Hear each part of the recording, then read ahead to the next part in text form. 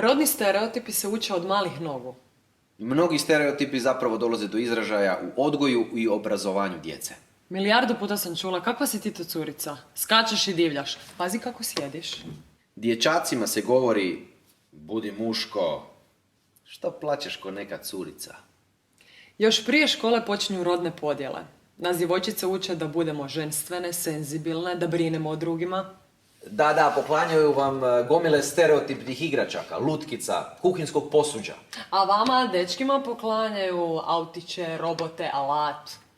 I tako se generacije mladih djevojaka potiče na crtanje, slikanje, poslušnost, strpljivost, nježnost, urednost.